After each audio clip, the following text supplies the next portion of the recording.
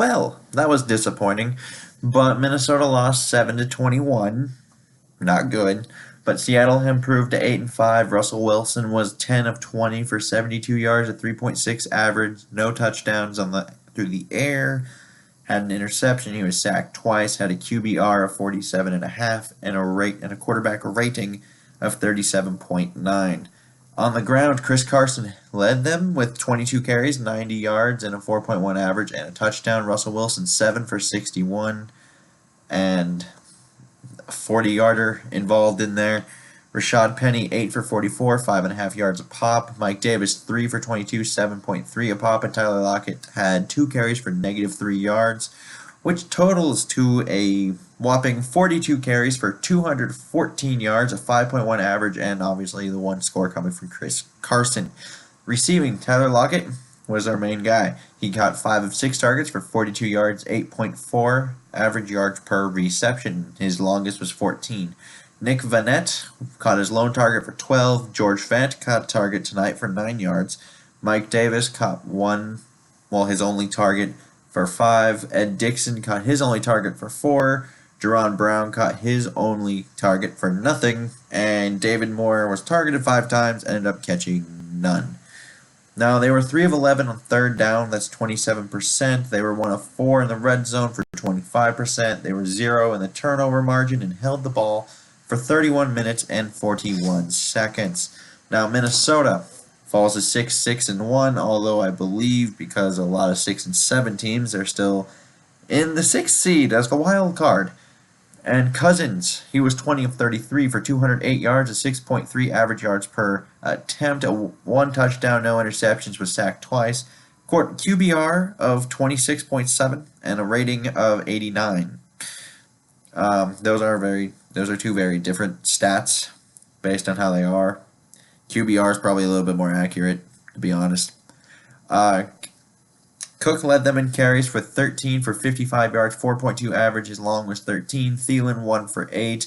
Diggs 1 for 5. Cousins carried the ball 3 times for 5 yards. Murray 3 for 4. So 21 carries, 77 yards, 3.7 average, and Cook had the longest run at 13.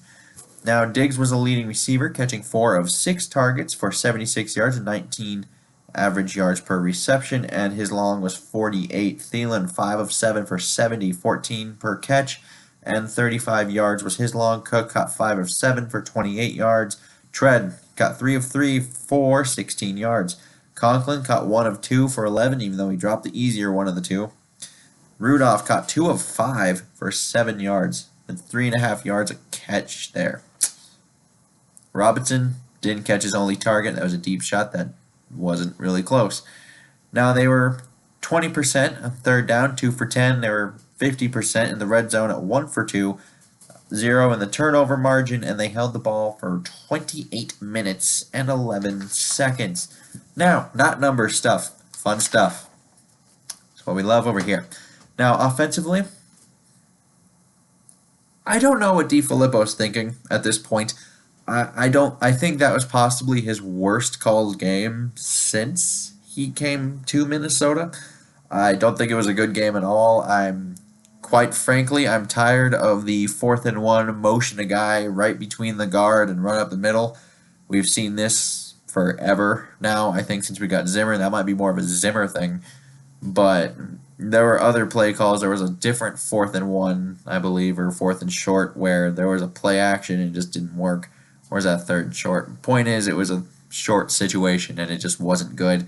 I think the red zone offense when we were down there wasn't that good, and maybe they'll start valuing those 2 guard spots.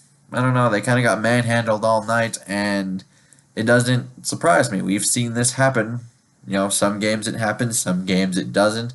We know with Mike Reberts and Tom Compton, those are 2 lesser starting players at those 2 spots specifically. And you have to wonder at a certain point, when do they get tired of this? When are they going to start valuing this?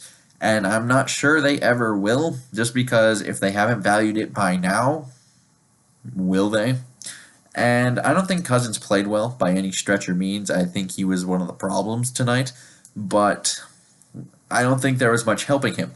either, because I think Dalvin Cook, I don't think he played horribly.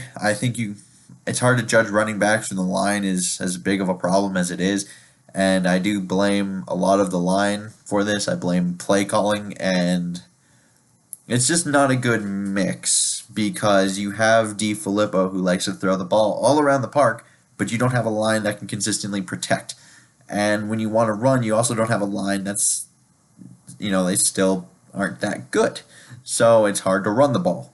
And every once in a while, you see these two top flight receivers kind of take charge, but it doesn't happen enough to the point where you can really count on that happening every week because you just don't know if you have that protection up front.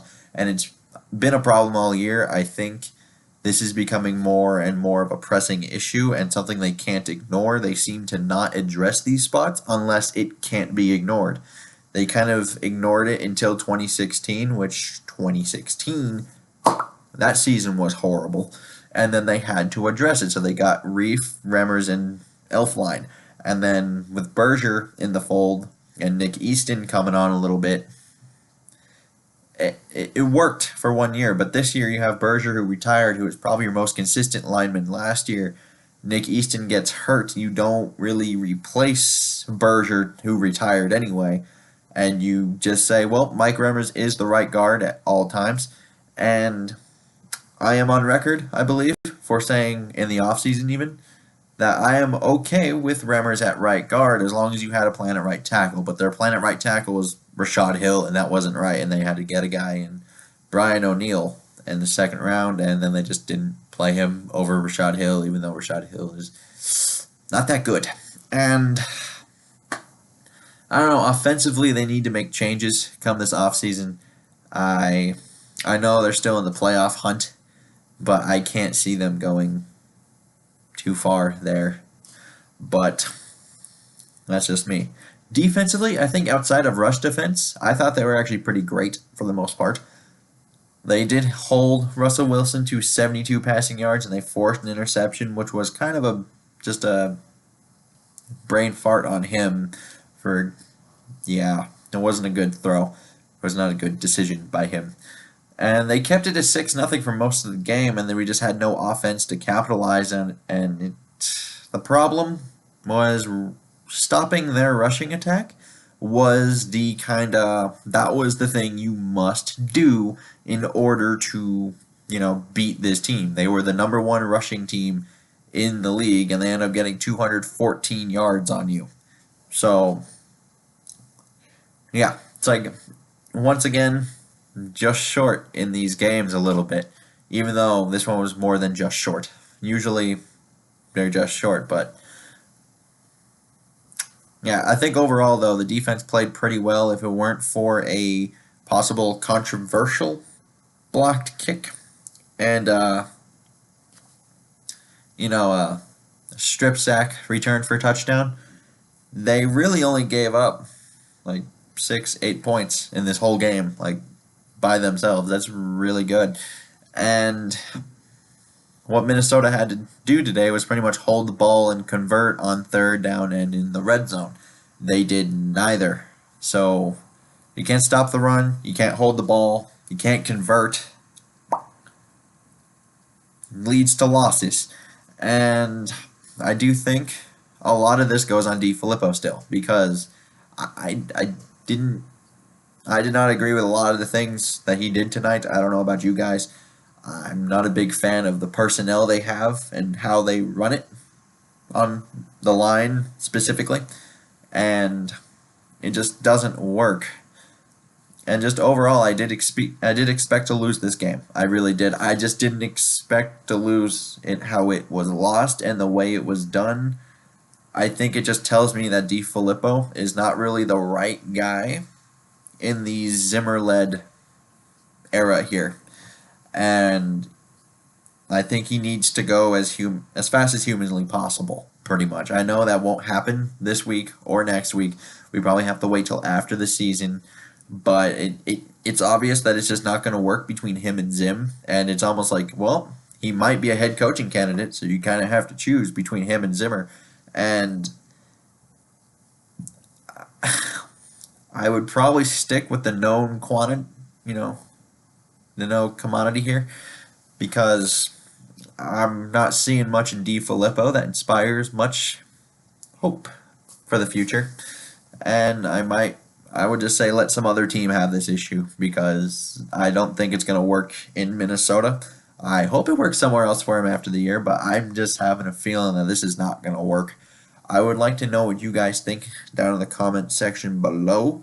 And until next time, I bid you all adieu.